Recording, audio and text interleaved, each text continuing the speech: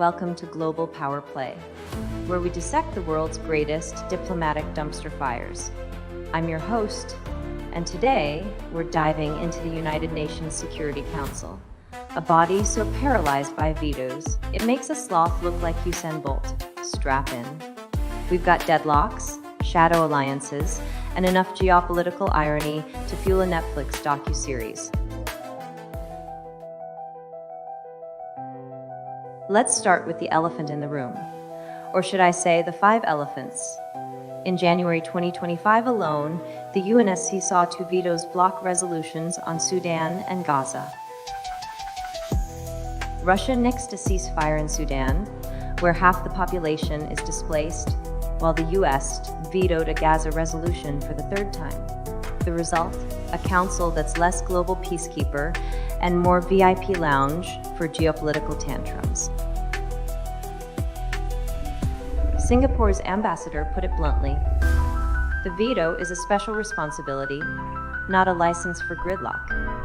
But here's the kicker. The same veto power that's suffocating the council also blocks reforms to fix it.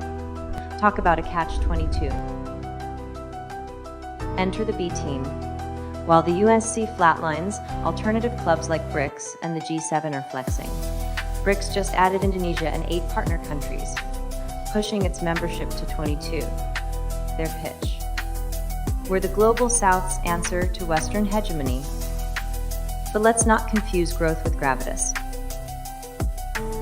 Brazil's hosting the 2025 BRICS Summit, aiming to turn the bloc into a sanctions-proof financial network. They're pushing local currency trade to dodge the dollar. Though good luck agreeing on whose currency takes precedence.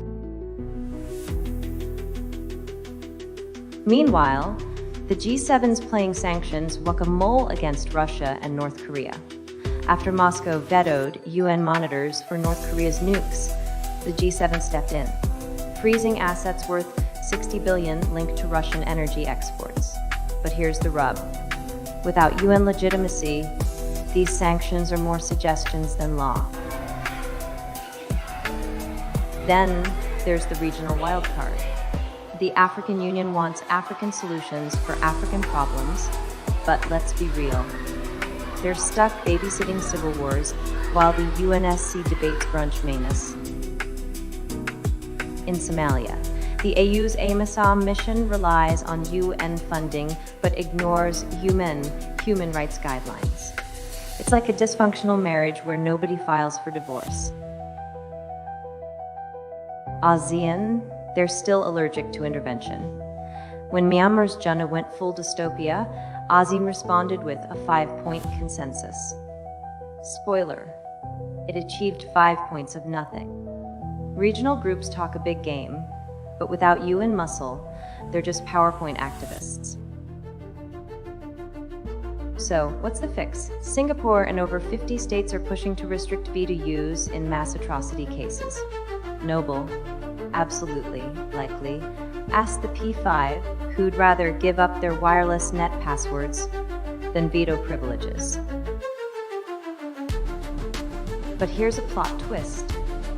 The Uniting for Peace resolution lets the General Assembly bypass the Council in crisis. It's been invoked 11 times since 1950, including for Gaza. Is it a lifeline or a band-aid on a bullet wound? Depends who you ask. Bottom line, the UNSC isn't obsolete, it's ossified. Veto reform, stalled. BRICS and G7, all carrot, no stick. But in this multipolar limbo, maybe the answer isn't new clubs. How about better rules? As one Russian diplomat sneered, the veto is the cornerstone of the UN. Sure, and if your cornerstone sinks the building, maybe it's time for a renovation. So, where does this leave us? The UNC is stuck in neutral, veto buttons ablaze, while shadow blocks like BRICS and the G7 try to pick up the slack.